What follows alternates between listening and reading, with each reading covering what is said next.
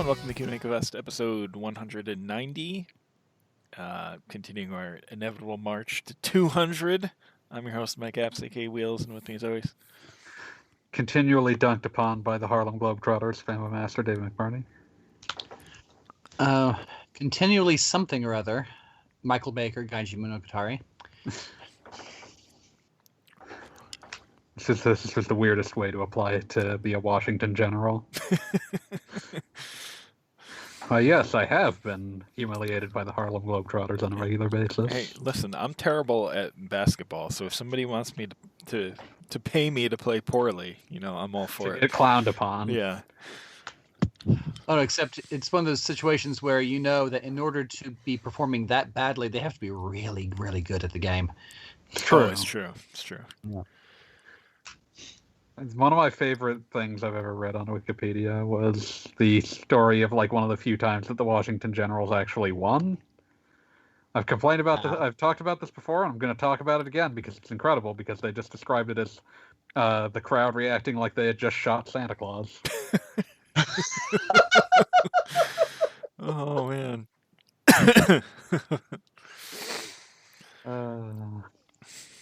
But no, that seems like a good gig if you can get it. Yeah. I doubt I could. Oh, I could not. Absolutely not. I can't. You have to at least give the appearance of being an actual basketball player. I can't pull that off. Yeah. At this point, I'm not even convinced I could be on the Washington Generals of Dark Souls 3. What are the Globetrotters in Dark Souls 3? Whoever can play that game. The Abyss Watchers? I guess. Also me, apparently? Yes. Let me tell you about that secret boss. It's very, very hard. I just suck at that game, I guess. Something about it just don't click. After all the garbage I've spewed on this podcast, for me to admit that I'm better at Bloodborne than Dark Souls 3 is saying a lot. Incredible. Yes. Wow. Are you still fighting the big spider? Yes. So segueing into what I've been playing a lot of Souls now that I've just tossed Demon Souls to the bin because I don't feel like dealing with its crap anymore. I've been trying to finish the two big whales, Bloodborne and Dark Souls 3, and have been having more success in Bloodborne. You pointed out you gave me a link to a thing that showed good places to grind for not souls, whatever the hell they call it in that game. Blood vials. Blood vials. And blood echoes. Yeah.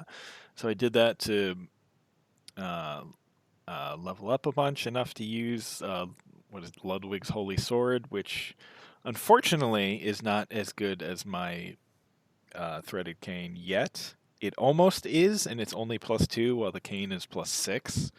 So that's it's also at the very least fulfills a very different niche than the cane. Right. Which is part of the reason that I favored it in my playthrough. But yeah, I leveled up a bit there. I need to go do the whole thing and get a bunch of blood vials at some point. But I did beat a boss, the Blood-Starved Beast or whatever, by Blood-Starved Beast summoning help. Some dude with a giant wheel showed up, killed the boss in about 3 hits, and I was like, okay, I'll take it. That was a sign sent from something. Yes. As I remember, a big wheel came and helped wheels. Yeah, because I remember you had suggested Ludwig's Holy Blade before, so I had gone to try and fight this boss that you have to beat to get it before, and just gotten wrecked. So that was nice. But yeah, I'm stuck on a stupid spider that is really not that hard, and it's just a matter of not dying from spell attacks. So it's nice to be in a position in that game where it feels like it's just getting timing right and everything, rather than feeling like you just suck. Like I currently do in Dark Souls 3.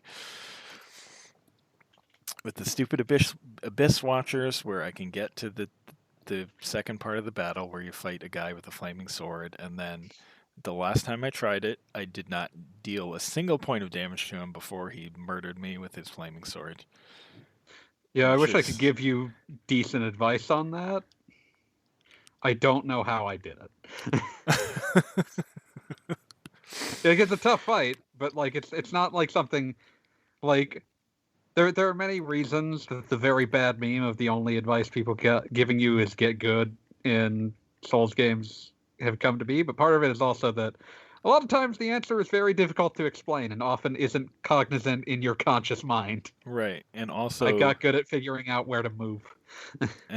being this is an RPG, lots of people can have lots of different builds and Stat layouts. different play styles and whatnot.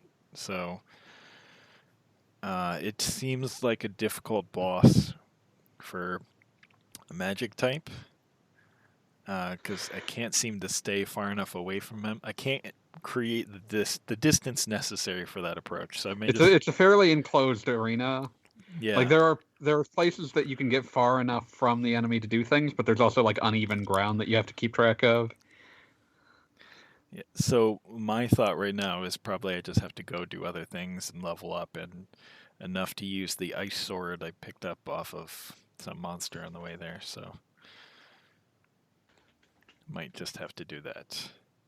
And also I'm currently in search of the spell vendor, which is obviously also important for my build, so probably do that. I have also been playing Dark Souls 1 and 2 and have been mostly destroying it. Because 1, at this point, I know like the back of my hand, and 2, I don't know. 2, I think, is a bit easier in general. So, especially as a wizard.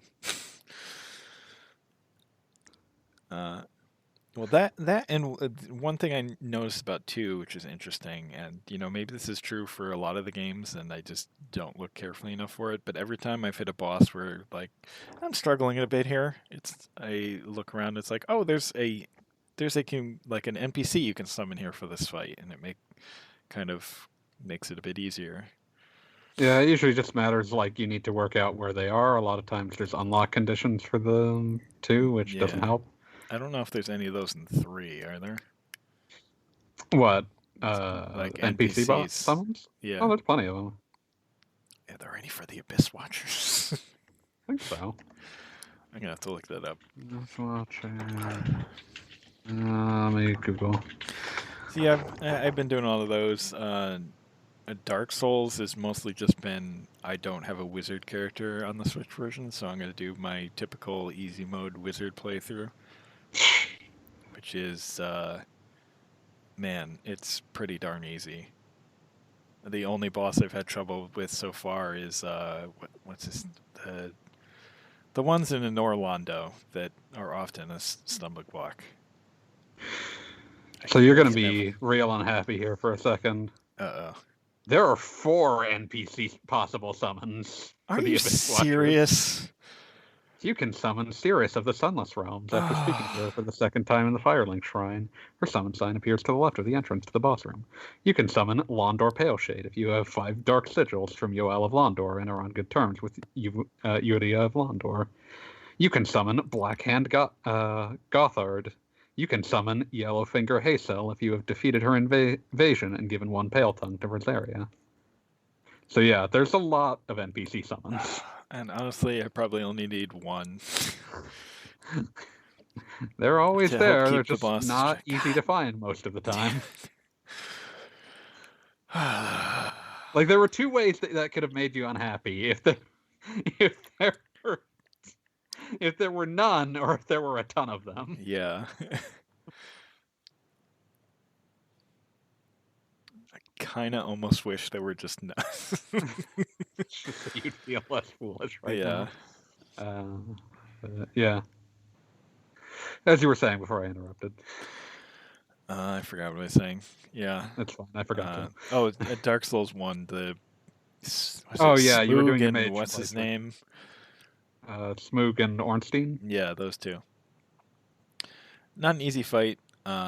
there is a summon for that. The only problem is you kind of have to clear out the space. You have to clear out everything before you can just take the summon. Which I'm finding particularly annoying at the moment, but I'll figure that out. Smoog was Ornstein and Smoog was one of the ones that almost made me summon help, but I kept to it. I have never summoned help in a Souls game, except for one time in Dark Souls 3 that I did it solely to fulfill an NPC quest. Because it's like an end game thing that like one of their goals is one of the boss fights. Okay.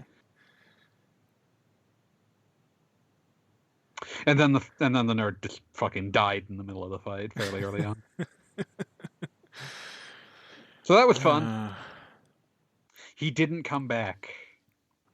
Yeah, unfortunately it's kind of needed a lot of times for a wizard character, depending on what you're fighting, because you need something to distract while you sit there and cast things. Right. Some bosses are just really difficult to create the kind of distance you need, and you just kind of have to do that. Although I just got a magic spear, so I can actually fight close range now. Oh, nice. At least you have something to do. Got the that butterfly. I forget what it's. The moonlight butterfly. Moonlight butterfly, like trident or something. It's horn, but it's a spear. It's a spear. Yeah. So yeah. Lots of Souls. Although there was a very important release here that am playing live on stream now that I have played a little bit of, and that is the Collection of SaGa. Collecting Final Fantasy 1 Legend, 1, 2, and that other one we don't talk about. Yes. It's a collection of 2 games. I'm playing the original because I know this game way too well. So I'm just going to blow through it pretty quick and then play 2. So what party are you fielding then? My traditional two humans, 2 mutants, 1 male, 1 female of each. Oh, so not trying any of the monsters? No, I hate them. I'd never play monsters in 1. They just don't work that well. Yeah. Yeah.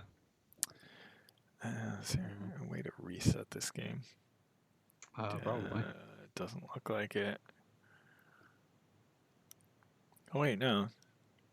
Wouldn't main title be resetting up? It's back to the main menu, the whole thing. Close enough.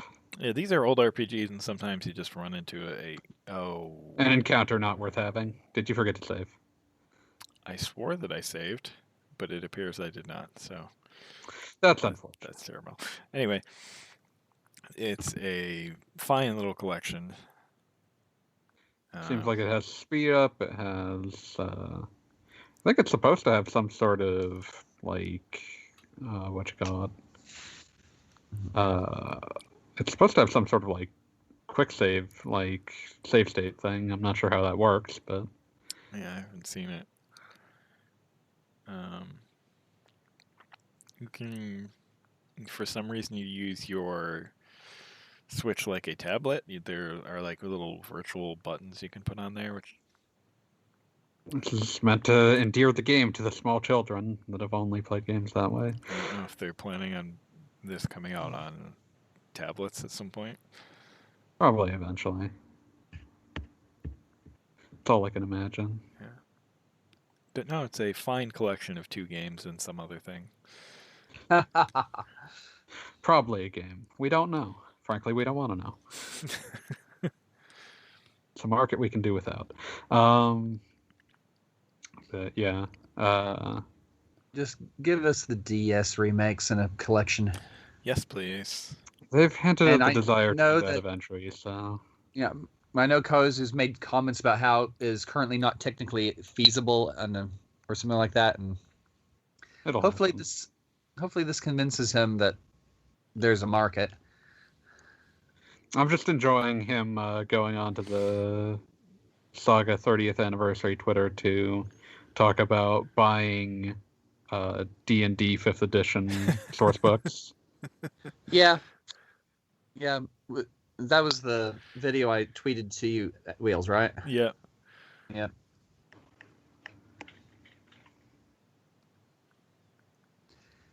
It's like, yeah, I knew he was a massive D&D nerd. Yes. Yeah, I mean, it's nice to hear him say it, but I mean, it was obvious. Yeah. Yeah. I mean, Martius even looks kind of like Kryn. But what was it? But yeah, no, he was just like, someone was like saying, "Hey, you can get 5e source books," and he just like tweeted back at them in English, "Yes, I'm going to buy them from Amazon."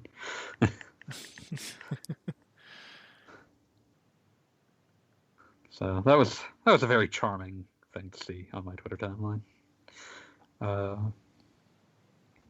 Yeah. So Souls games is what you're saying, and also Final Fantasy Legend 1 and 2. Yes. But currently just one. Lots of Souls games. I felt like I had something else to say. I don't remember what it was. I think just I'm coming around a bit on Bloodborne. Starting to see that it has merits, even if it's not the game you want. Yes, especially like atmospherically. Like. Oh yeah, it's heavyweight in that. I played it with headphones on. Oh man. There's some places I wouldn't want to go in there with headphones on. Man, I forget where I was, but I just kept hearing random noises that just seemed to be like background noise, and it was weird. I was expecting you just to say that it wasn't the background. And let's see, I got kidnapped by an old god that was invisible and ended up... Oh yeah, that's always great. You got some insight from that, I'd imagine. Yes, and ended up in a college outside of somewhere called the... Oh god, what the hell is it called? The Nightmare Frontier. I always appreciate that. I think it's right after you kill the Bloodstar Beast, a certain kind of enemy starts spawning in called... what are they called? They're called like Snatchers, although you wouldn't know that just from looking at them, obviously. But they're these awful long-armed tall dudes that like have bags slung over their shoulder, but it's super dark. It's hard to tell what's going on. Oh god. And then like if they kill you, they take you to a jail basically. Like you don't die in the traditional Souls sense. You just get sent to an area you couldn't otherwise reach at that point in the game. Nice. Called the Hypogean Jail, but it's like a really old-timey spelling of jail. GAOL. Yep. But yeah, that was always one of those like details that's like, that's really neat that's in there at all. Yeah. The special, the like bonus areas in Bloodborne are some of my favorites in the franchise. I hope you'll put yourself through Castle Canehurst one day. Maybe. I think I consider it mandatory because I consider you to not have completed the game until you have a Logarius wheel to call your own. I agree. But hey, I'm getting more the hang of my trusted threaded cane, so we'll see. Nice. Yeah. One of my characters just got murdered. But I have the king sword, so it's all good. It's a sword that says king on it.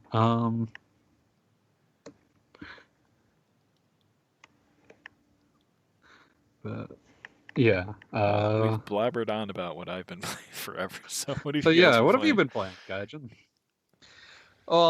I have currently failed to actually progress any in Hero Bank. That happens. No, it's because there's just so much little random side stuff.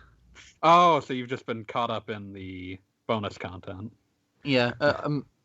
People will just mail the character challenges to me at a certain spot and basically tweet out a challenge and then you fight. Yeah.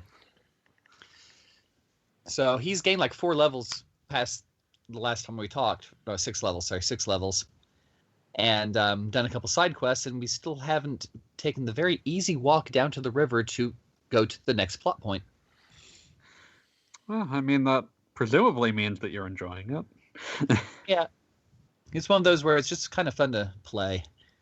Yeah. I mean, that's like, that just makes everything else gravy. Like, if it's just fun to mess around in, then, like, everything else just makes it better rather than having to cover up for a base deficiency. Yeah. So Hero Bank, I would imagine that was most of your playtime since your Joy-Con is still out for repair, I'd imagine. Yeah, I mean, I got the confirmation email from Nintendo 2 days ago that they received it. At least. That's something, at least. Yeah. Other than that, came across something on Reddit. It was a demo for a game called Beckoned. And that is... It's a rather... I mean, it's on Steam. You can get the demo free. And it's got a pretty good, interesting battle system. That's something. Yep. Let's see. Maybe I'll give that a look later. It sounds like you would at least recommend giving the demo a shot. Yeah.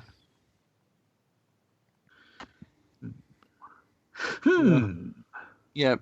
Got into a conversation on the Reddit thread, basically critiquing the overabundance of proper nouns in the prologue section narration. Because that was about the only thing I could really critique. That's a good thing to be the only complaint you got. Yeah. Let's see. To date this recording, as we record this, another demo of Bravely Default 2 happened right this moment. Yay? Question mark? I mean, I haven't tried the new demo yet. It's labeled the final demo by someone. I'll give it a shot. I mean, listen, it can't be worse than the first game. Are you trying to antagonize Strawberry Egg? I have actually played games worse than that, but I don't think Square would allow anything that worse than that to be published. Wow. It can't be worse than your average Breath of Fire. There you go. Wow, you're just really going for the grand slam here. Sorry, Budai. I was going to say, which Breath of Fire would you consider to be the generic one? All. Except for 5. Except for 5? Yeah. Yeah, I don't know. I actually threw on Breath of Fire 1 on the Switch online thing, and it didn't hold my attention. Maybe I'll get back to it. I had much more success having super ghouls and ghosts hold my attention, though that also spiked my blood pressure, so, swings and roundabouts. That is still fun, though. I do appreciate the profound, arbitrary feeling difficulty, and then you realize how the game actually operates, and then it's still very arbitrary, but it is, at the very least, something you can account for. But also, I hate ghosts now, so... Previously, I was neutral on ghosts in general. Ghouls still on the watch list. But yeah. So obviously, I played a bit of that. Downloading the Bravely Default 2 demo. I finish out my semester's coursework. That's a fun game. That's a great ending to see if you haven't seen it. Let's see. And what else did I play? Like, a lot of this isn't RPGs because, like, while I was finishing out the semester, I needed things that I could play for like half an hour to an hour, and I play RPGs for 5 hours. So, I finished out the Spider-Man PS5 remaster. That was fun. It's a good game, although I don't want to ruin the ending for anyone, so I won't actually say anything about it. It's more emotionally gripping than you would expect out of a Spider-Man ending. I'll put it that way. I think it's more emotionally gripping than most of the actual Spider-Man movies. Most of the Spider-Man movies, most of the Spider-Man comics. It's a very good Spider-Man story. Yeah.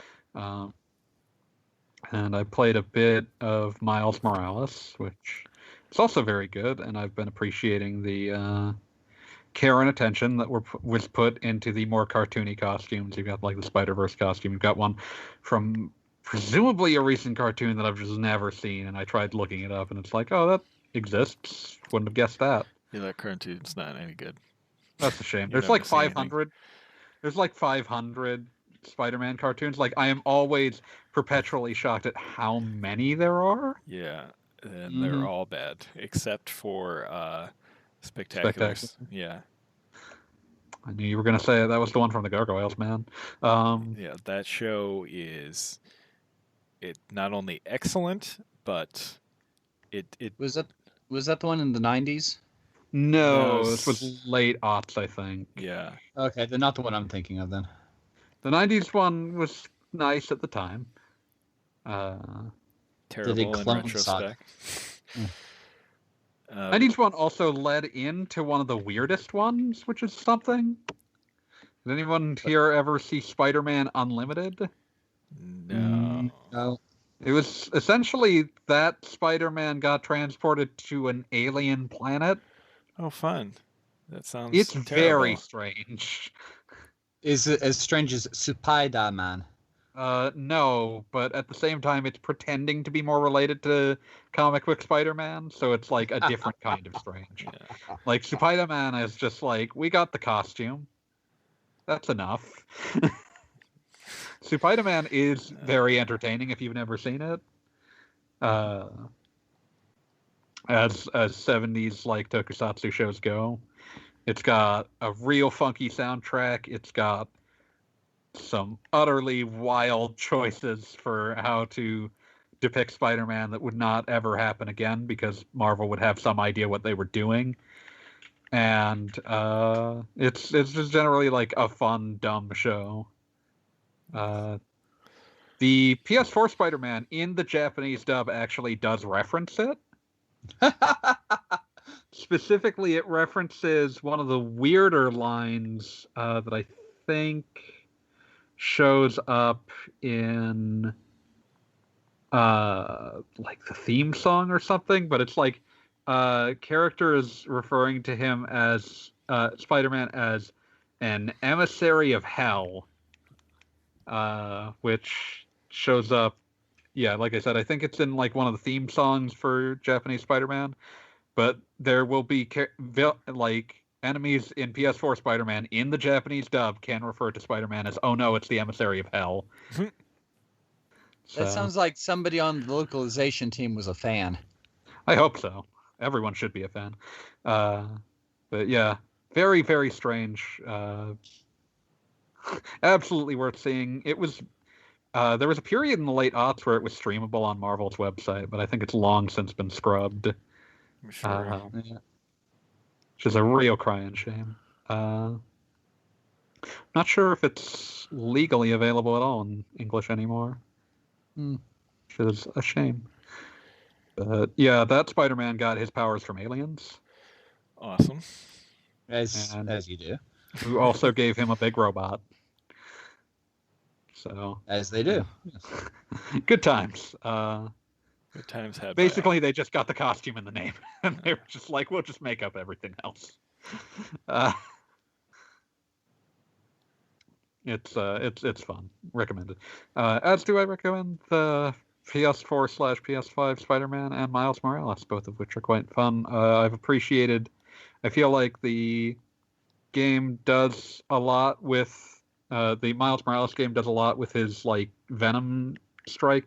Venom Sting ability. Oh yeah, it's great. Especially by the end of the game, you're doing all kinds of fun stuff. It's great.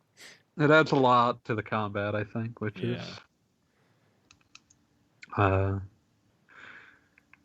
good work on their part, making that not feel superfluous. They really like working it into other things. There's some nice additional little puzzly elements that didn't exist in the original. So, top shelf work. So yeah, that's recommended. But yeah, that's kind of what I've been playing, and as far as like in as much as it's worth recounting. I have a question. Yes. So, how is Spider-Man's new face in the remaster? Deeply unsettling if you have seen the original. If you haven't, it's like whatever. He looks exactly like he does in the Morales version. You know that. Yeah, I know. But he's not in Morales all that much, so it didn't. He's just there at the beginning, so you don't notice it much. It's like, oh, that's weird. You look weird, and then you stop thinking about it. But yeah, no, it's if you've never played it, it's not going to bother you. But if you have played the PS4 version, it's like you look like they just sort of like, I don't know, like they tried shooting an aging ray at Tom Holland and seeing what happened. I don't know if that's a real thing that exists, but if it did, it was used for that purpose. So yeah, that can be real unsettling if you haven't seen it before. Speaking of Tom Holland, I forgot to talk about all the movie news last time. Oh, I was going to say, we sent so many different pictures back and forth on. I know. You guys, I had to scroll through so many damn images because you people did this. So a little context, and if you've been on the internet and follow like superhero movie news, you've probably seen a lot about the next Spider-Man movie containing all the Spider-Mans. So we just started throwing random Spider-Man gifts at each other for a while. It was fun. Oh, I woke up and looked at that, and it was just like, what broke brain shit have I walked through? I don't have any idea how coherent that film is going to be. I don't think they care. I respect the moonshot concept that they're going for. I think somebody saw the reaction to Into the Spider-Verse and realized that this is actually they got feasible. jealous. Yeah. Yeah. I mean, because obviously they're doing a punch at the multiverse aspect, and they want to link it back into Doctor Strange later. I mean, Spider-Verse was already like kind of playing with this idea, but it was like also using the fact that it didn't have all the baggage of it. Yeah. Yeah, I did appreciate that, like the Spider-Man that the Peter Parker that came from Miles Morales' universe is like a weird amalgamation Spider-Man of like the Ultimate Spider-Man comics and the Tobey Maguire Spider-Man. Yeah. To the point where they have him do the dancing scene, except he's in the Spider-Man costume. What a wild ass! Oh man, I love that movie. Yeah, should watch that again. I did after this news, like the 30th time. I'm just saying, I should too. Yeah. Yeah, it's I'm not sure how that's going to turn out, but it'll be either a lovely thing to see or a lovely train wreck. It'll be an experience regardless of what it becomes. I mean, it could be a cool redemption for some of these characters too, because like, can Andrew Garfield Spider-Man get a better costume? Yeah. But hey, we get Doc Ock back too. Yeah, now he can be in a good movie, maybe. Spider-Man 2 is a good movie. I will not concede this point. Doc Ock made it a good movie. All right, or fine. A better one. But what's the other? But yeah, that does remind me that while playing Miles Morales, I was reminded that I don't know the Miles specific rogues gallery that well. So that's been an experience to get into. Well, like the main villain of that is sort of based on old characters, but is mostly new. Are you talking about Krieger? Because he's like obviously one of them. No, not Krieger. The Tinkerer. Oh, Tinkerer. I've read that this character is like essentially just has the same name. Yeah, it's a new character. But yeah, I have seen like, the Prowler's going to be in this. So yeah, yeah, and he's great. And he's always an interesting connection for Miles to have. Yeah, but. And the great thing about this game, like the first game, is they continue to build up their own version of the Spider-Man universe. It's allowed to like remix elements very freely. And it doesn't feel. I feel like this game. There's a good chance this game came about because of the popularity of Spider-Verse, but it doesn't feel like anything in Just there riding is coattails. right. There's nothing in there that made me think, oh, you're just trying to make like your own version of the Miles from this. No, it still very much felt like its own thing. Hmm. And The like, things that make superheroes reusable is the ability to bend them into different worlds and right. interpretations. Yeah, and I mean part of that is just, well, he doesn't his father is dead in this universe. We're not in Spider-Verse. So that kind of creates a whole different family dynamic. Very different dynamic. Yeah. But I mean, But also he's got like Genki in this one, and like more of his supporting cast in this one. Yeah, no, and that makes me really excited for 2, where I'm sure they're going to bring in Genki now, because he really does a lot for like the flow of the story and everything. And he was one of the things I really liked about the original comic. Yeah, and I can see why Spider-Verse cut him, because there's so much going on with side characters in that already. Yeah, he wouldn't. But I can see he wouldn't really have worked. Yeah, but it's one of those things like this interpretation has space for that. So yeah, exactly. Yeah, I mean that's kind of the. But yeah, I've been having a lot of fun with that. I've enjoyed them really leaning into the Peter as mentor role, where like he's not actually there, but he's left all of these highly supportive holograms. Yes.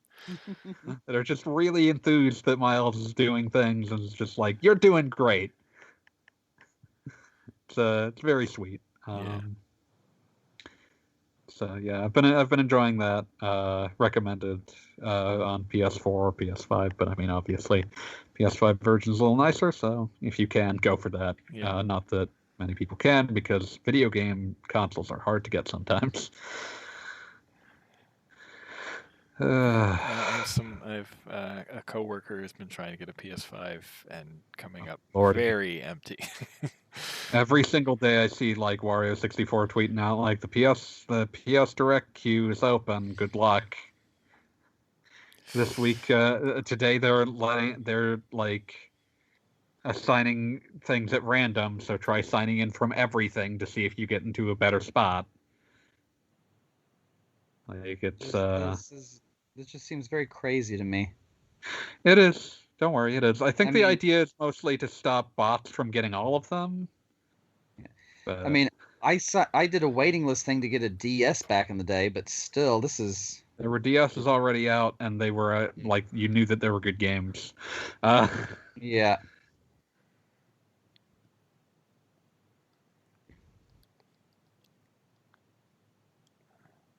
I fired up 3 for some reason. I think I'm already done with it.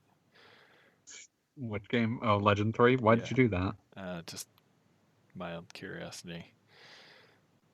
Seeing if it felt any better, sped up. It does not. No.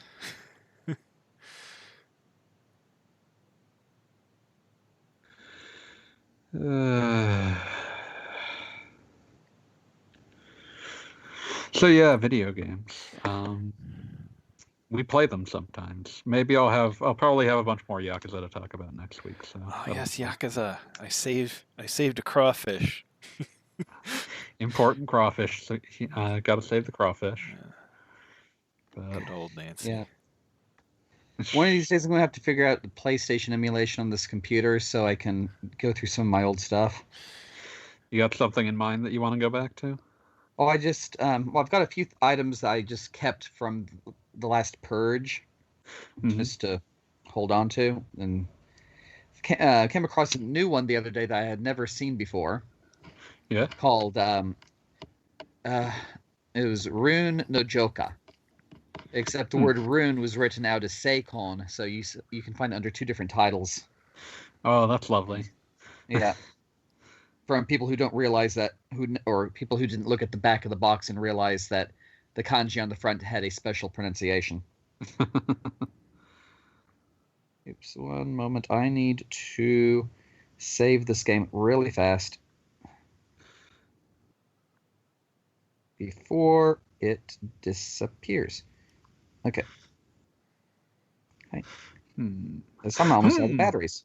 There we go. Well, you're saved. No, yeah, it's saved. And don't continue. Okay. Yeah. But yeah, I mean, I'm trying to figure also between the plague and the usual loss of all of my third-year senior high classes in February or March. I'm gonna have a lot of free time coming up. Oh boy. Yeah. I'm like, okay, should I try something with all these old PlayStation games?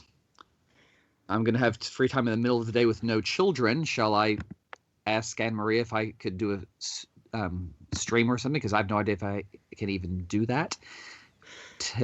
Might be From a worth technological testing, please. standpoint. I'm just kind of curious. So it's like, let's see what we can do. Yeah, that's fair. But, yeah, I'd be interested in watching those if you end up doing them.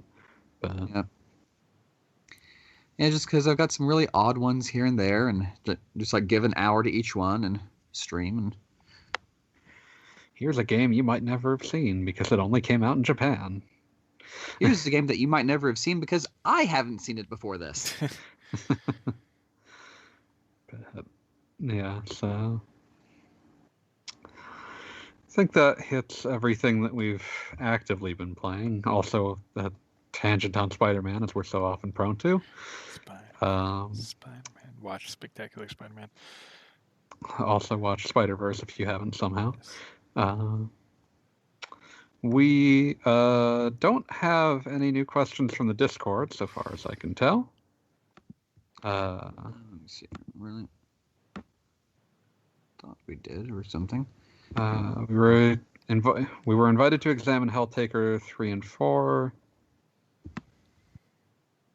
Oh, Helltaker. 3/4 of that game is a puzzle minigame, but the fun's the last quarter where you make dialogue choices to convince demons to become your girlfriends.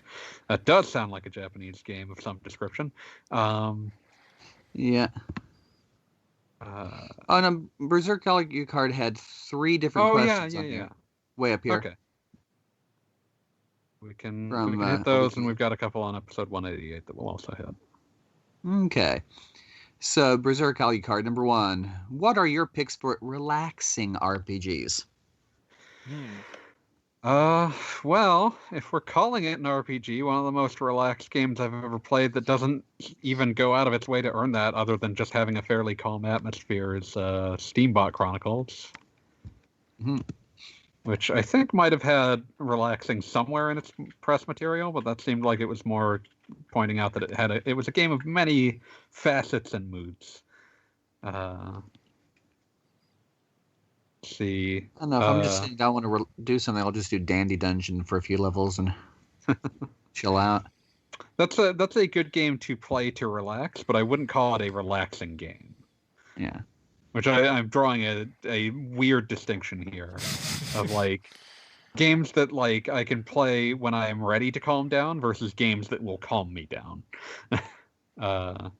Also, I just want to bring up that Steambot Chronicles in Japan had the much longer, weirder title Ponkotsu Roman Daikatsugeki Bumpy Trot. Bless you. Bumpy Trot. I'm assuming that Roman here was short for romantic, as sometimes happens in Japanese. Oh, it could also be like from the French word for novel. Possibly. And that game also had dating sim elements in it, so romantic might be what they meant. Let's see. But yeah, Steambot Chronicles is a weird, relaxing game that I spent a lot of time just street busking in, so that was something. Let's see. I find Breath of the Wild extremely relaxing. That game is very relaxing right up until it's very not relaxing, and it usually is determined by proximity to. It's usually determined by a proximity to a Lionel. True. Yeah, I still remember the collectible figurine for the the Guardian. Oh yeah. Yeah. Where the thing came with as part of the set for the figurine, there was a clear screen that you could put in front of it with the words "Game Over." Yeah. Like, especially right at the beginning when you first wander into one, and it's like, oh no. Oh man, let me tell you about those things. And hero mode. Games, other things that I would play to relax, like that I find would calm me are games in the same, essentially the farming genre, I guess, but the kind of thing Story of Seasons is. I'm not sure if we have a specific, like, farm RPG is about the most I can say, but those can be nice and relaxing. But as for other RPGs, I would play strictly because I find them relaxing, rather than I play games to relax in general. Not a lot coming up. There's usually, games generally like to keep you excited, or at least like drawn in on some level. Yeah, I know. Nino Kuni had some of the most relaxing music. Music can be really good for this. Yeah, and some of the Atelier games have been nice and relaxing, especially since you have to go out of your way to get into the nasty battles on those. Koei Tecmo, can you put some of those games on sale so I can just finally grab one? I'm not even ready to fight you anymore. Like, if it's not the Dust Trilogy, I'd probably also grab Ryza just as well. But like, can you just put them? No, I did not want to give meat to my mutant. God damn it. Oh, what does that even do? Nothing. You're just wasting your time. Yeah, no, I'm playing 2 now, so yeah, you're having fun. Have a monster. Yeah, not a single one on sale. It's a shame. I'm impressed. One day, someday.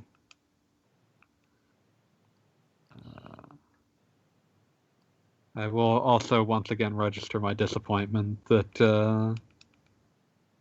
the sequel to Ryza does not contain the phrase "secret hideout." It is secret, but it's not a hideout. Really? So it's something. It's like Ryza 2, something in the Secret Fairy. Yeah. And it's like, I guess it's the Secret Trilogy, the Ryza Trilogy, but at the same time, I like the phrase "secret hideout." Where rat changed to fungus. What? What have you done? Sorry, apparently something terrible. He's got monsters on his party now. Yeah, and yeah. Why did you? Oh, you actually got you have one of everything, don't you? Yes, I do. Correct. So which is it? 1 or 2? It's 2. 2. Yeah. You have to double up at least once in one. Yeah. Yeah, for 2. Yeah, don't even bother feeding them anything until you get up to the rhinoceros. Oh, I'm just gonna feed him everything I get. Or the wyvern. That's my goal. Just dehumanize yourself and face to bloodshed. I'm just gonna feed him everything I get. See, spider meat. Let's see. Fungus changed to fly. Oh, that's the worst monster in the game. This is just getting worse. This is really just going bad places. I regret nothing. That's the other thing I was going to say. But yeah, I feel like I'm also kind of a bad person to ask about relaxing games because at the end of the semester I was playing Devil May Cry 5 to relax, and that is... I find the first Dark Souls pretty relaxing. It's always weird when it's like, well, this is very stressful, but in a way that I can control. Yeah. Yeah, like I was just like between like rounds of going over a document, I was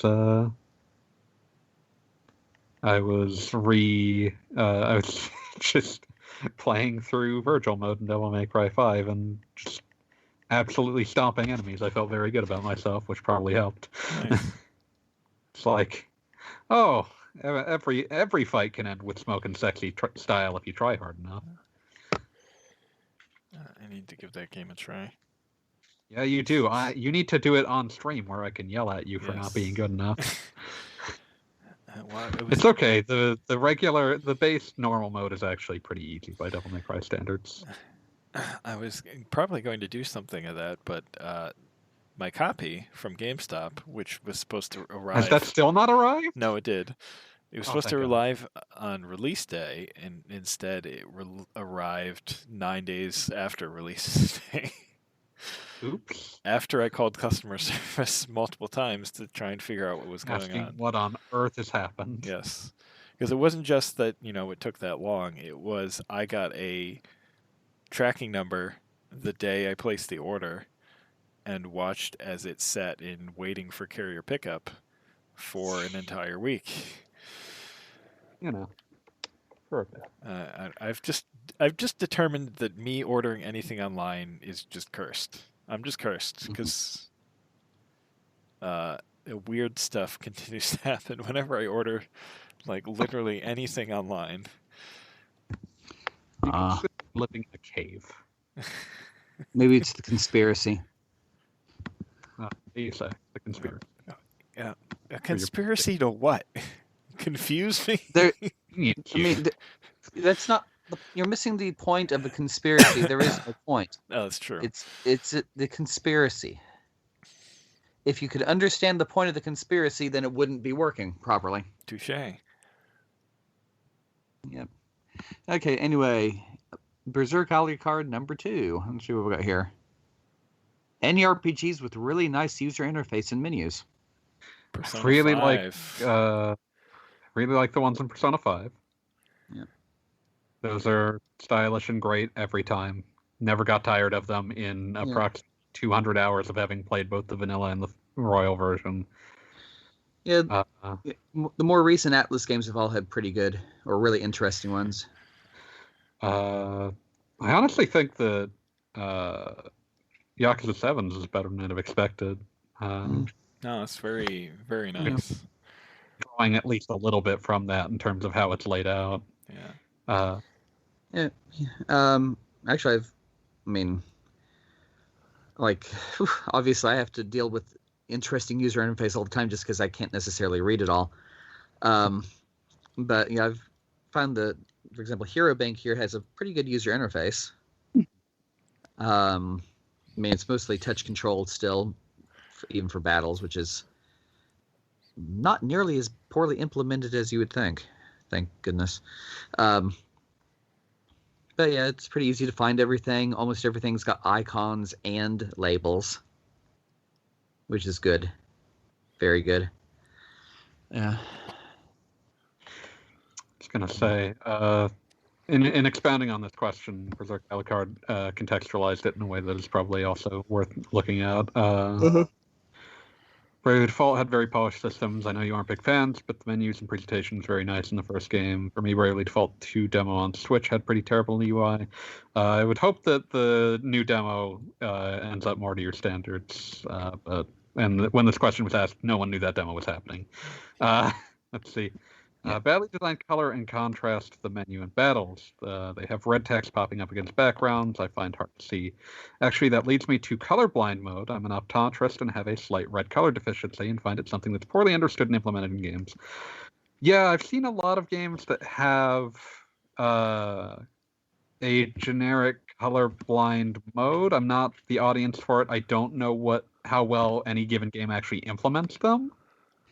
And I saw a pretty good image comparing this one particular puzzle in Among Us in 8 different colorblind modes. Yeah, having a bunch of colorblind modes, I feel like it's generally feels like a better understanding of what's going to happen, what is necessary here. That and associating geometric shapes with the things as well as colors. Yeah, that's really useful.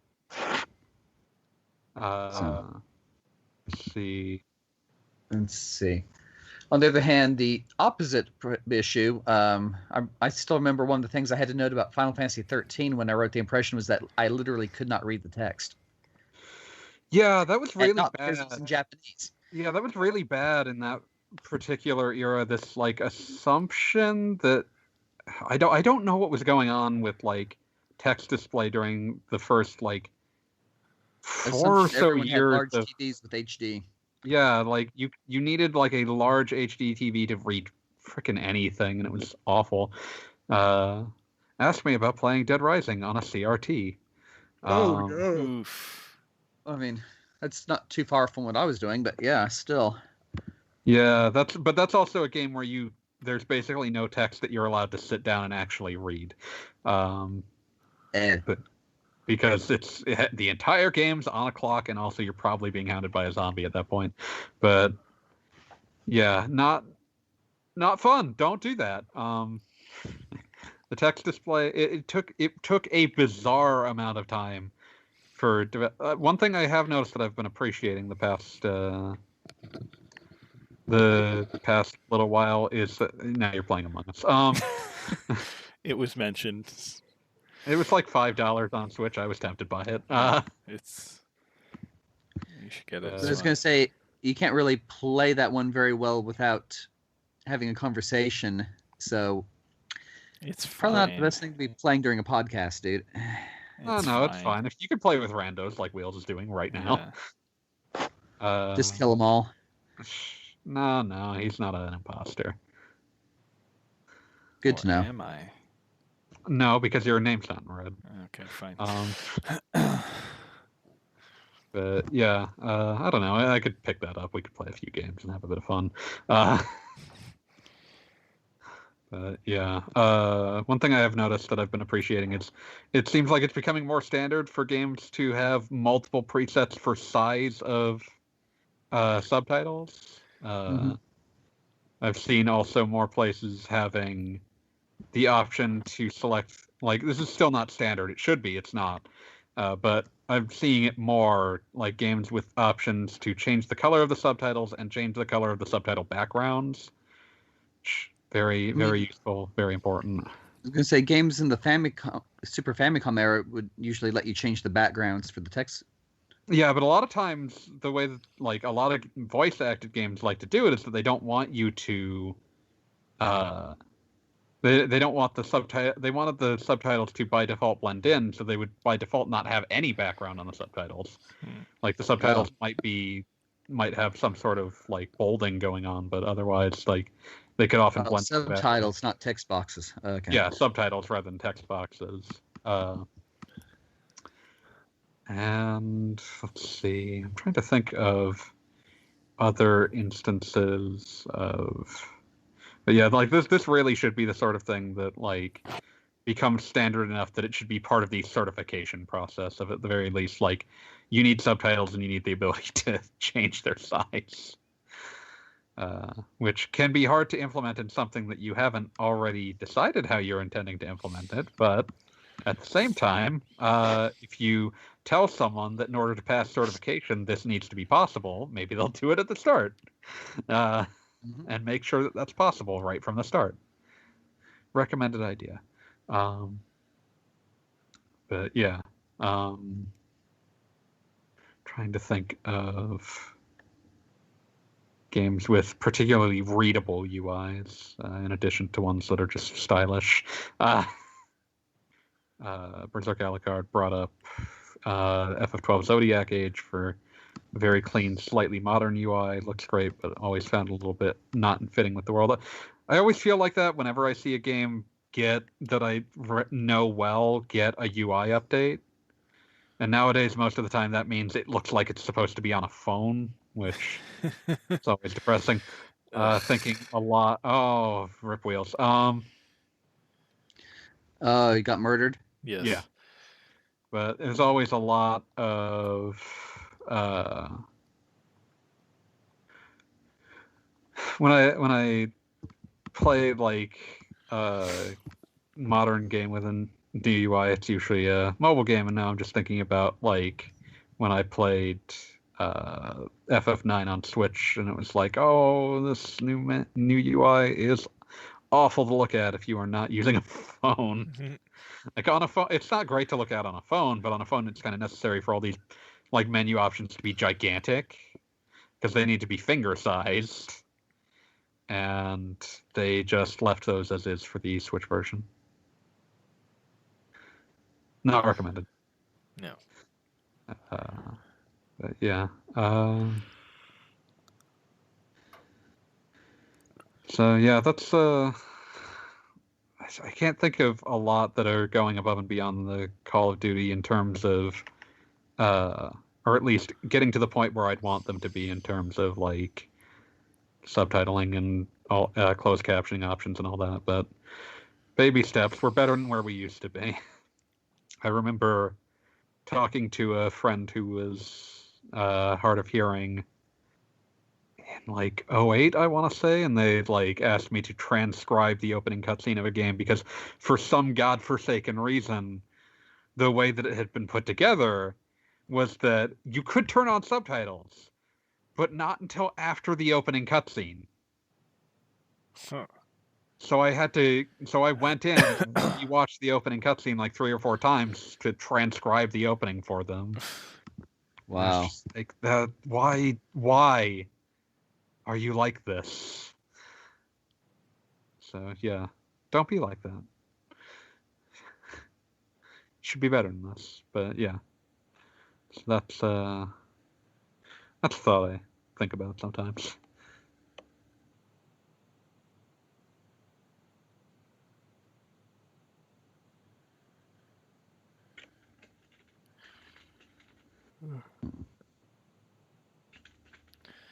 Forgot what I was gonna say. It's fine. We can move on since we don't seem to have a further. This next question we'll probably have a very quick and visceral answer to before we get into a discussion. Oh man, can't wait to hear. Third Berserk Alucard question, and thank you for these questions, by the way. Is more content always a good thing? No.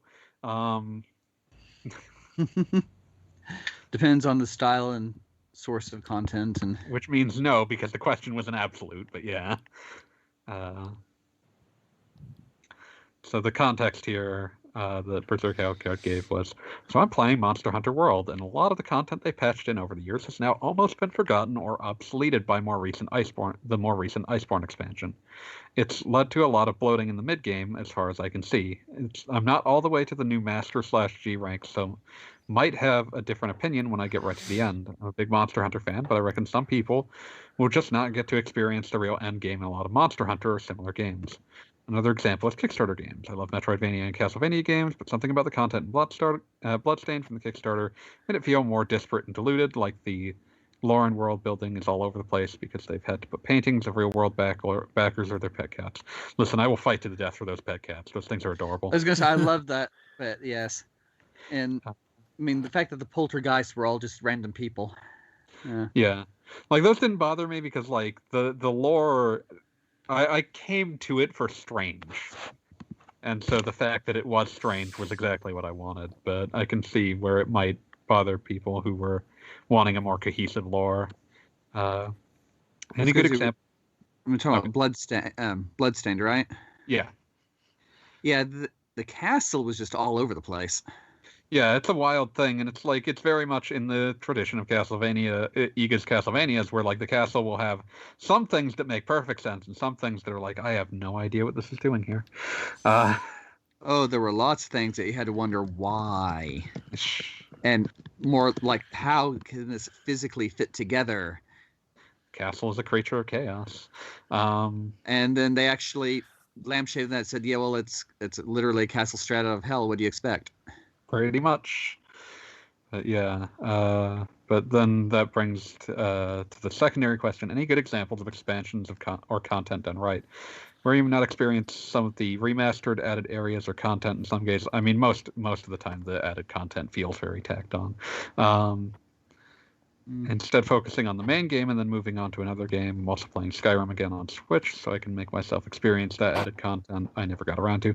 Yeah, I've never gotten around to that DLC. I've heard it's good, but can't speak for it. Good additional content. Well, I raved about Persona 5 Royal's additional content earlier this year, which I thought was good, in part because, like, it's answering a meaningful question proposed by the game's themes, but unanswered in its core narrative. So I think that was a very good addition because it, like, addresses something that's not necessarily a problem in the game, but does represent like a question that's left behind. Speaking to your thing about bloated mid games, one of the things that's amused me that like this is a good thing by all accounts, but it does amuse me that Final Fantasy XIV is patching out content. Really? They are removing a number of like fetch quests that were between like the base game and I think its first expansion, something like that. But like it was a period where they had just like relaunched and they were trying to make clear that they had every intention to just keep supporting the game. And so they just kept patching in like bit by bit a bunch of quests. And like at the time that made sense, but at this point it means that there's like a giant gap of kind of filler pointless quests that no one really likes between the base game and its first expansion. And like you kind of have to, if you're going to do the story, you got to play it in order. So you have to just keep slogging through those, and a lot of people drop off. So they're patching them out. They are patching out a bunch of the ones that they don't consider terribly relevant, and that amuses me a great deal. Destiny's actually doing that too. Yeah, because at some point it's like, and I appreciate that because it's an understanding that sometimes there are things that just aren't worth doing. Yeah, those are like living games, and adding content is great, but I see no reason not to remove terrible or pointless content. It's one of those situations where like you're kind of in between a rock and a hard place because no matter how bad a quest it is, it's someone's favorite. It's true. And so I can see why like a lot of games don't want to do that, and then you get into the question of like if you're trying to avoid that problem, how do you structure the new content? Because like you don't want to intimidate new players, but you also want them to be able to try the new content. Like because like adding new content is an onboarding process for new players. Like the game gets back in the news, new players investigate it, and like they want to like if they have friends who play it, which is the easiest way to get them in, those friends probably are already ready to do the new content, which means the new content has to be for high level players. But that also means that new players can't play it, so now you have to have mechanisms to get the new players to do the new content. Like I don't envy anyone who has to work on a living game like that. Like I don't like those kinds of games. It's for the best. But like my hat's off to anyone who has to try to work out the balance there. It's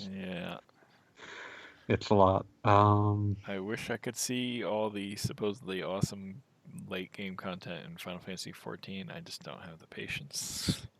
Yeah, that's understandable. I'm trying to think of like games with good like updates, like additional content that can be purchased separately or additional content that was added in re-releases. I think most of the new content in Dragon Quest XI-S is good. Like I did some investigation into what was actually added, and I think most of it's good, although I wish that you had the option to save some of the interstitial material that they added into the game for to be played later at your leisure, because it can be kind of a pace breaker in certain cases.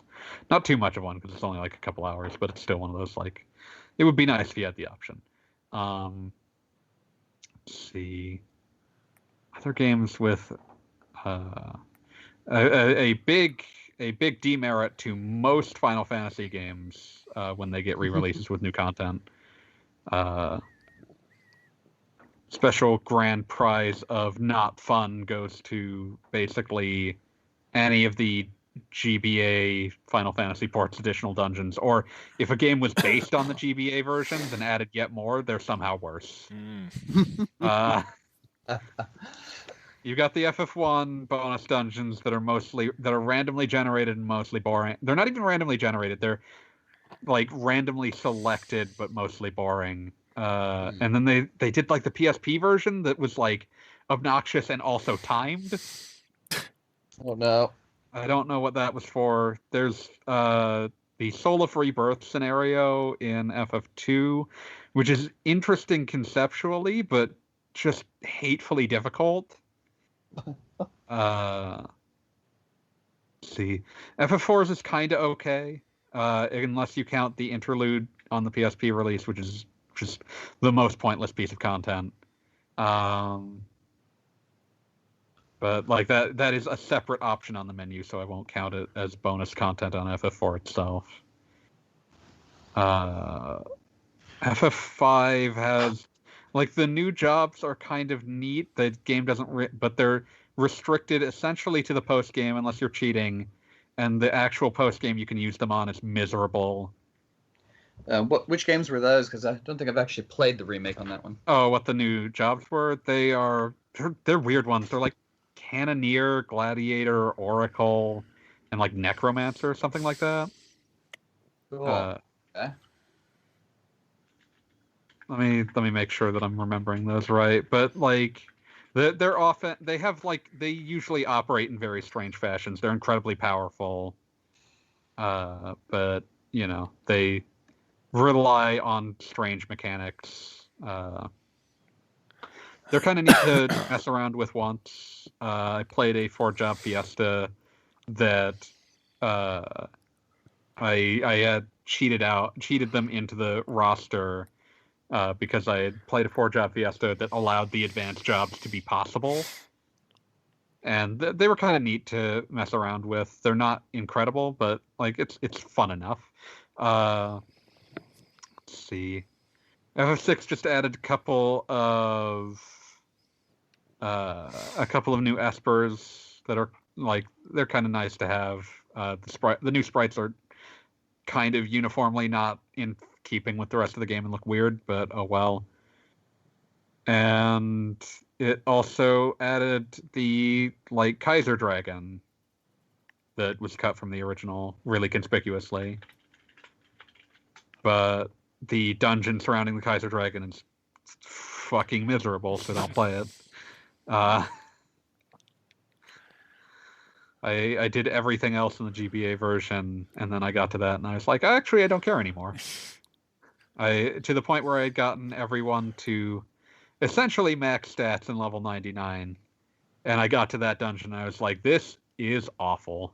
So, not recommended. Let's see. Now I'm just going down the list of everything that's been expanded in a Final Fantasy game. So let me have this. Let's see. FF7, we got the expanded content in our initial release with that was Emerald and Ruby Weapon's original role, and I think there was also like some stuff that was like you actually fight Diamond Weapon in the US version, which I don't think happens in the Japanese version before the international release, something like that. But those are fine. They're largely inoffensive.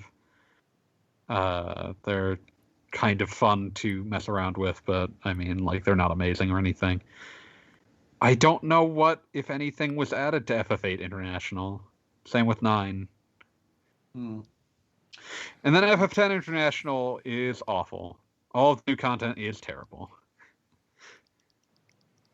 You're terrible. I have complained about the Dark Aeons before, and guess what? I'm going to do it again. I will never stop, because just conceptually they're terrible. But yeah, and then Zodiac Age is like its whole own kettle of fish of additional content. And then none of the rest have...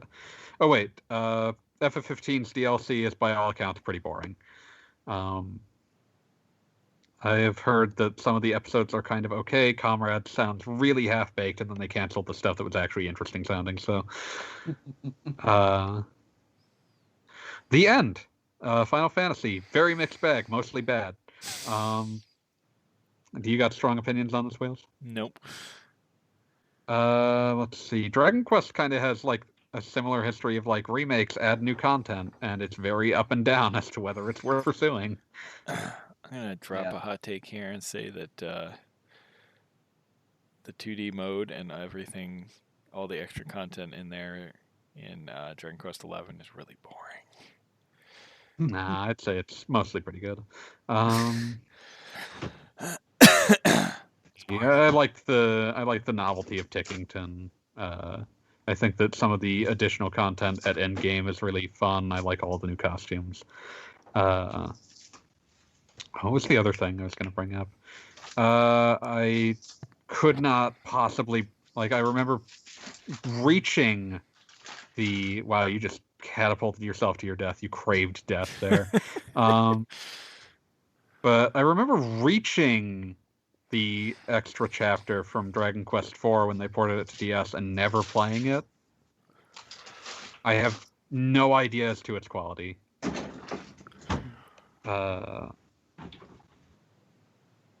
I do, however, think that Deborah was a worthwhile addition to Dragon Quest V. We had two very friendly demure wives. We needed at least one option who was absolutely ready and willing to punch you in the face. Yes. So yeah, I would consider the DQ5 DS additional content to be high quality by that measure. Yeah. I remember several staff members were very disappointed to find out that the third wife character was not in the movie. Yeah, I think she's kind of well, if you're gonna appeal to nostalgia, there's not enough nostalgia for the DS version yet. Give it time. Yeah. That's a callback that a lot of games tended to make. Is the pick between these two brides. They sure look a lot like the ones from DQ5. But I will never forget when I felt I had found peak laziness of a joke. Than when I played 3D Dot Game Heroes, where it just has that situation as a joke. There's no joke other than the existence of Dragon Quest V. Still furious about it. Mm-hmm. It's been a decade since I played that. Fuck that game. Wow. Very angry today.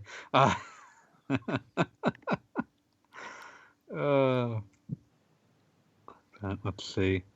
But yeah, very up and down on bonus content. I will say, I'll bring up a game that I think has really, from Square that I think has a really good re-release. In terms of what it added. Kingdom Hearts 2 Final Mix. That adds 13 endgame bonus boss fights, all of which are actually really good fights. But it also adds a really good new difficulty mode. I will rave about this again because it's one of my favorite things that they ever did. So Kingdom Hearts 2 Final Mix added a new difficulty mode that's a mix. It's enemy stats have the same stats as the game's vanilla hard mode, but it monkeys with how Sora's stats work. So in critical mode, which is the new difficulty mode that they added, it's not precisely a harder mode than hard, but it's not meant to be precisely easier either. Basically. In critical mode, Sora's maximum HP caps out at about a third of its potential maximum on any other difficulty mode. And as compensation, you start the game with 50 ability points, which are what you use to extend your combo and determine how your abilities work. And so and then it starts you with a bunch of them, so you end up with a game that is geared towards being an action game more than it is an RPG. It deliberately cripples you to make you incapable of just playing it in a way where you could just raise your stats to fix things. And it was a really cool bonus mode because it made you completely reevaluate how you played the game, which is what a difficulty mode should do. Mm-hmm. And so, instead of just adding a small mountain of hit points. Yeah, so it's a really excellent mode. They continued adding critical mode into the later games, balanced essentially the same way that it is in Kingdom Hearts 2 Final Mix. So yeah, but I think that was one of the most impressive additions I've ever seen made to one of these, and it's not one that's easy to advertise how much of a game changer it is and how much it allows you to play the game in a way that makes it feel fresh again. But man, I freaking love it. Yeah, just wanted to bring that up as one of my personal favorite bonuses added to every release. We got any others we want to bring up? I've been dominating this, and I apologize. No worries, no worries. I'm over here trying to figure out what I'm going to be putting together for dinner. That seems important. Yep. Anyway, we do have a couple questions from Crawl on the previous podcast comment section. Okay. Add a few more minutes to kill. So, I've been playing Ocarina of Time for the first time in 20 years and have been really impressed with how well it holds up by modern standards. Albeit I'm playing the 3DS version, which I believe was slightly tidied up. My question is, how far back do you have to go before a top-notch AAA game of that era is basically comparable to a very good modern indie? To expand on that, I would say top modern indies can easily compete with the best of the 16-bit era, even though many of those older games still stand up today, but does that apply to the 5th generation or even the 6th generation? I would honestly say most 16-bit era games have aged better than 5th generation games. I was about to say, if we're talking about the early PlayStation period, yeah, they probably hit that limit well before the Super Nintendo did. Yeah. I love the PS1, Saturn, and 64 era because they're super experimental and weird. But a lot of those games don't hold up because they're so experimental. They're made when there's no rule set, not quote unquote rule set, but there's the Wild West of we're making 3D games now and we have no idea how. And we're looking at your art direction that's quite obvious, dudes. Yeah. We're starting to see indie games that push into the thing is that we haven't really seen indie games push into the PS1 and PS2 era aesthetically or even game design wise. We've often seen them charting a different course from the 16-bit era and adding modern niceties to that, and kind of to the point where they don't parallel in the same way that they did for the 8 and 16-bit eras. Yeah, a lot of the current indie market started off as nostalgia for 16-bit to begin with. Yeah, and they've sort of just started building on that nostalgia, or making new weirder games rather than making Batbarian. Yes. Rather than making monuments to PS1 and PS2 era games. One thing I did, man, I was looking at Nintendo did an Indie World showcase yesterday, as of this recording, and one thing that I was looking at, I got confused between two different games about cats, which good position to be in, thumbs up. One of which was basically Power Stone, but with cats, at least as far as I could tell from the trailer, which again, 2 thumbs up. Other one was kind of what I'm getting at in terms of games. A lot of indie games now are either very out of the box and date more to the more modern, at least since the PS3 era of game design, or they specifically are building on much older styles. So I was looking at this. I was watching a friend play a game called Calico, which is another cat-based game, but it was basically a sort of wandering around. There's sort of quests in it, but you sort of wandered around. You built up your collection of animals that you sent back to your house, and you sort of explored the world, and it opened up, and it was a very chill. A very chill sort of open world kind of game, and that doesn't really map to anything on PS1 or PS2. It feels much more like a PS3 or 360 era design aesthetic, and even then, a very rare one, but still, there's been no broad attempt to take up the design ethos of those games in the indie space that I've seen. You'll get the occasional throwback to low poly 3D designs, I don't know. Some indie studio, go knock off LSD Dream Emulator. I'm sure you'll get someone. Okay. Okay, and one last question for me. Which turn-based RPG bosses have you memorably had to retry several times before cracking them? And have any ultimately cracked you? Turn-based. Like, usually if I die fighting something, I usually end up going back and grinding it out, so I don't often just throw myself at the same boss over and over, so it's hard to think of memorable situations.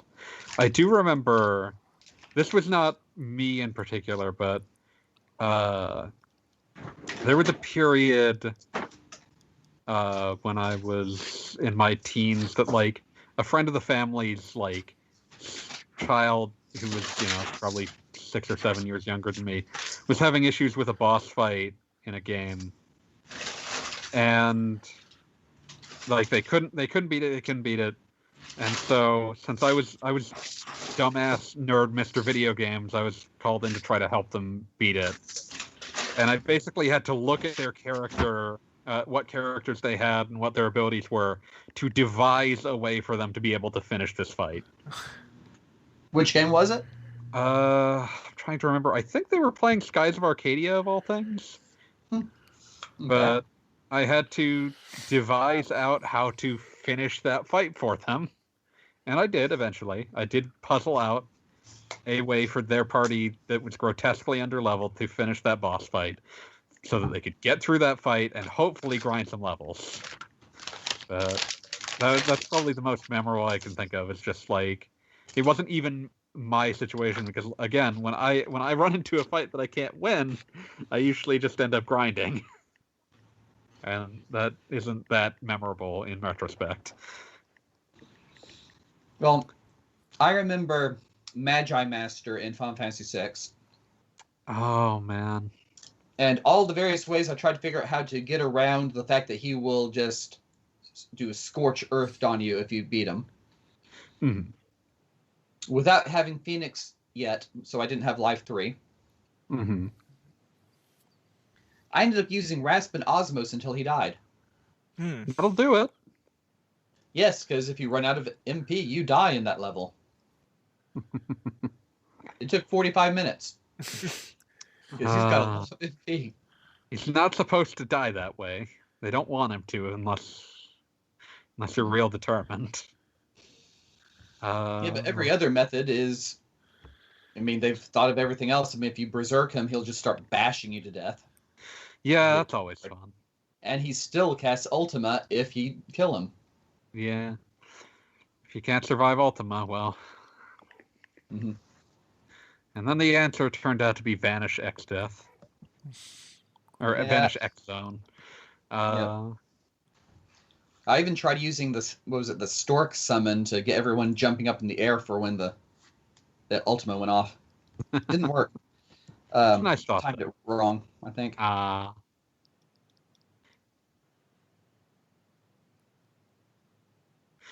if you get killed by Pinwheel, I reserve the right to mock you. I did not, shush. I didn't say you had been, I just said that if it happened. Okay. It has happened in the past, but we won't talk about that. I can't even imagine. But are you even? You're at the point where you'd have to fight. You would have to go through here, right? Yes. You didn't just come down here for fun. No. Okay. Let's see. I did just remember my first time playing FF7, which is one of the first RPGs that I'd like really was determined to actually finish. And I definitely got stuck on the demon wall in the Temple of the Ancients, which is a particularly bad place because you don't have a lot of grinding options there. I did eventually manage it, but not a fun fight to be stuck on. Took a while. Yep. Let's see, different one. What was the name of the first Dark Lord boss in Dragon Quest VI? Baramos, was it? That sounds right. Yep. I remember getting to him around level 16 the first time. Yeah. And then level 17. And then level 18. And then level 19. I was gaining about 1 level per time through the level, through the dungeon. Yeah. Yeah. And couldn't beat him until about level 20 when one character learned a defense all spell.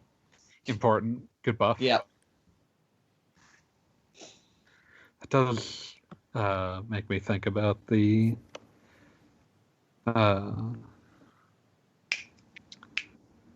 just like that is the design philosophy of Dragon Quest. It's just like, well, you lost your money, but you're stronger than you were when you started.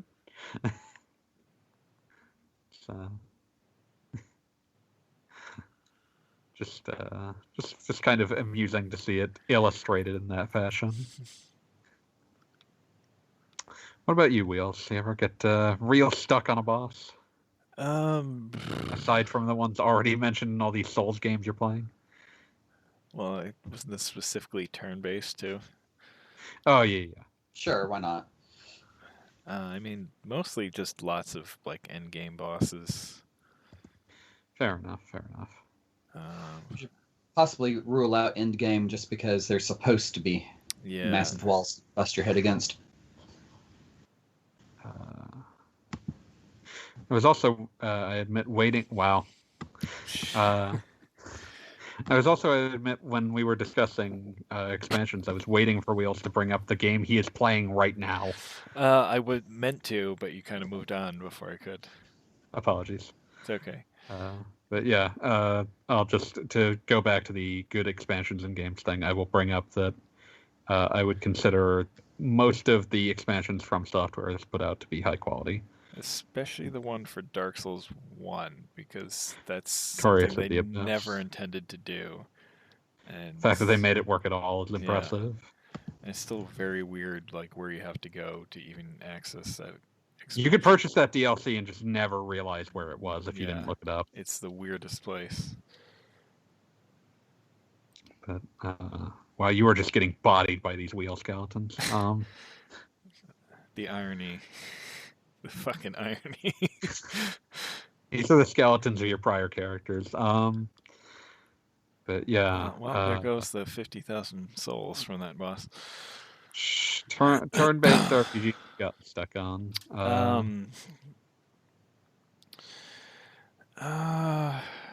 There's a few fights in like Final Fantasy IV and Final Fantasy VI I think I've gotten stuck on in the past, but I did not like. That was as a kid, I think. Yeah, like as a child, there was like a part of me that didn't fully recognize the idea of like, if I'm like when I was real young, there was like a part of me that didn't fully recognize if I'm having trouble, I can just level up and I'll have more stats and I'll have less trouble. Like I somehow just wouldn't make that connection in my brain, or maybe I was just too impatient and I was just like, no, I just want to continue. I want to get further. Grinding isn't getting further. Why would I do that? If I grind for too long, I'll have to hand the controller to my brother and he'll play whatever the hell he wants.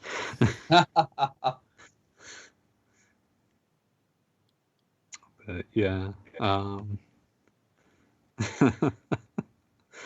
That's I think that was how my brain worked as a child. Yeah, I've been there.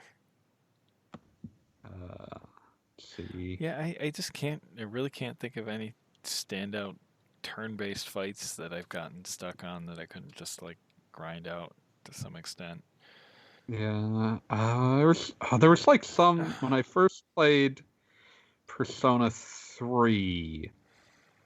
There was some like mid-Tartarus boss that I got stuck on for like I got killed by a couple of times, and I recall hating that creature. Yeah. Oh, they weren't even like named ones; they were just like a palette swap of a table enemy. Yeah. Oh, there was one recent one in Saga Scarlet Grace. There's a fight against a phoenix. Is it against the phoenix or? There is that bird related. but it's a fight where you're not trying to like deal the most Slay damage the or enemy. anything and kill the thing necessarily. The whole point of the fight is you have to create combos. I forget exactly what the hell you're supposed to do, but essentially you're doing something other than just killing it. So Yeah.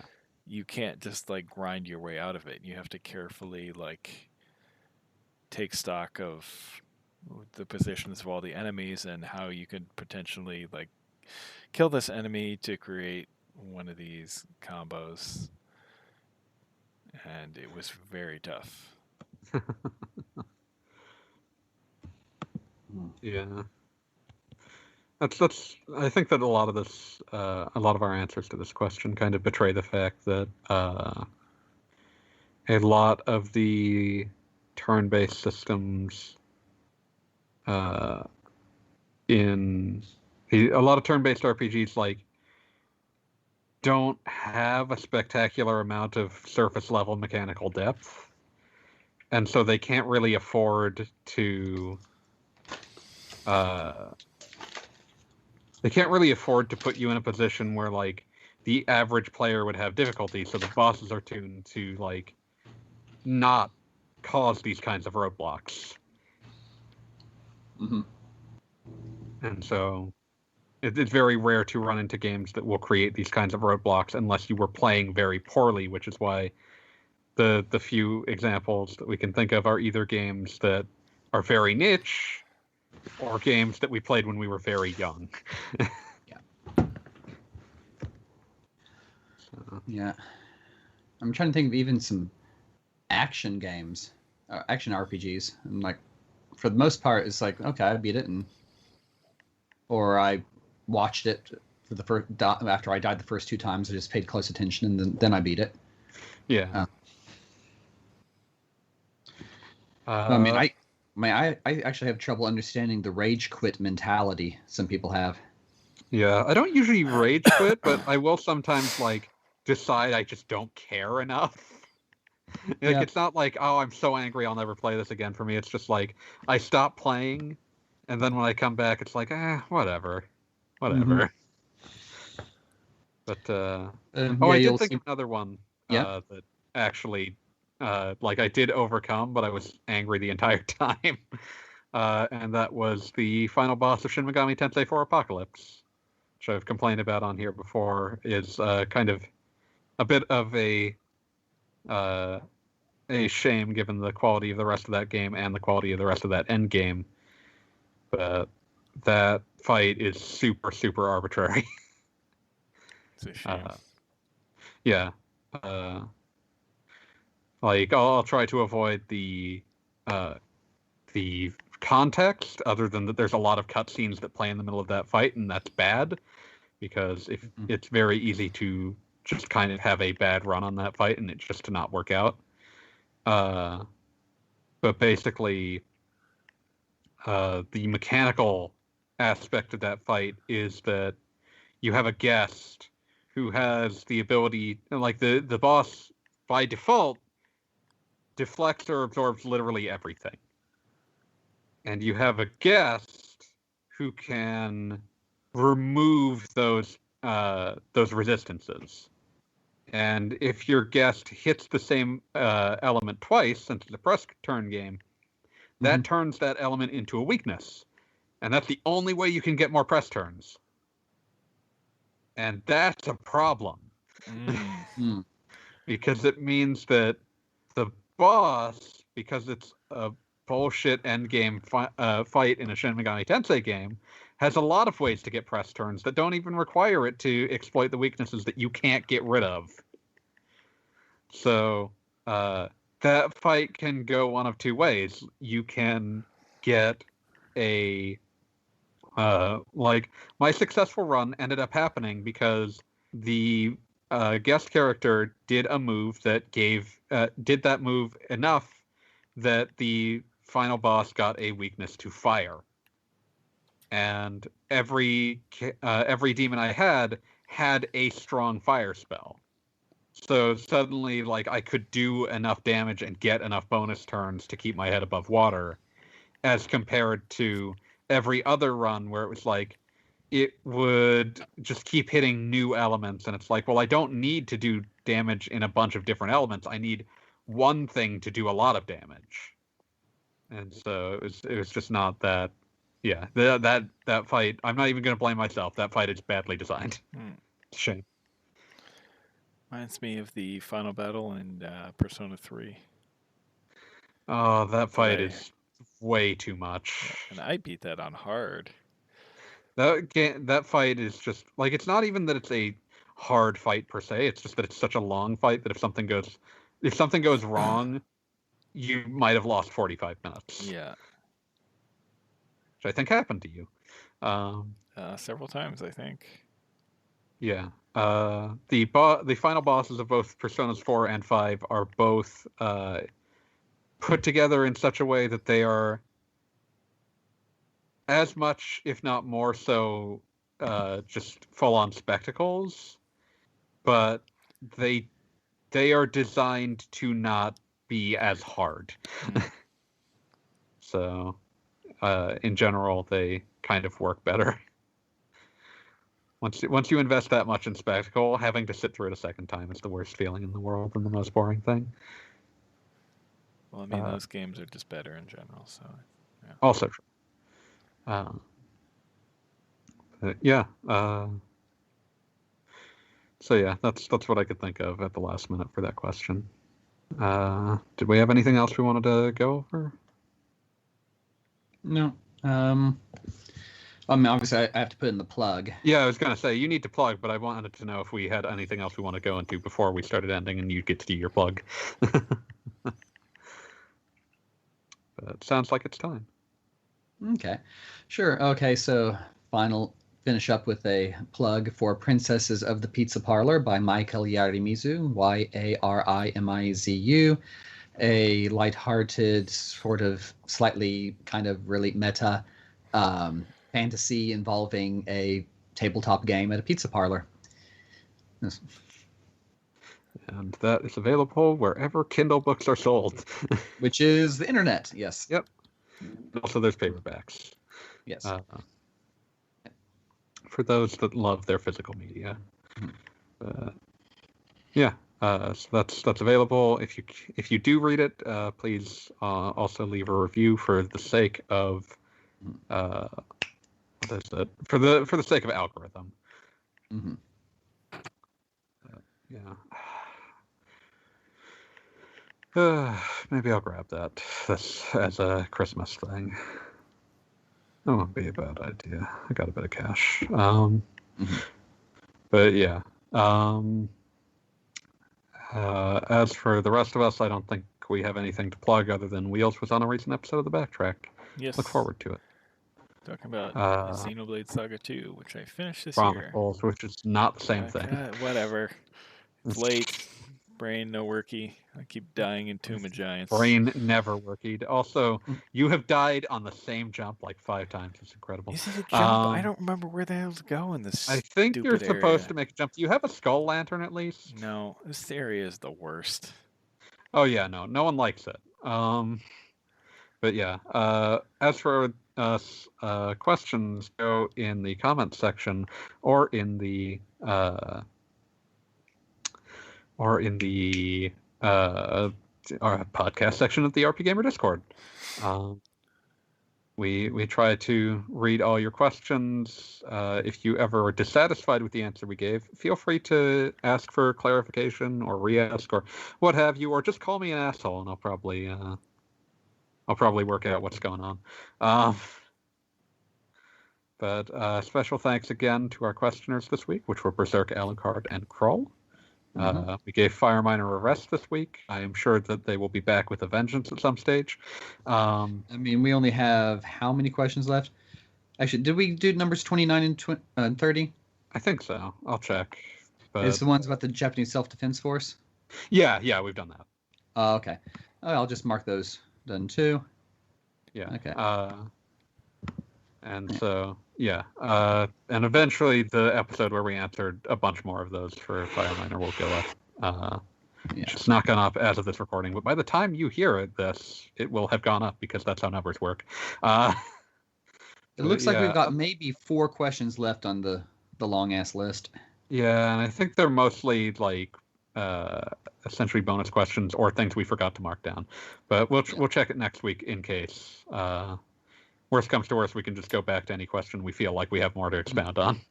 But yeah, so. Otherwise, I think that about does it. See you, Space Cowboy.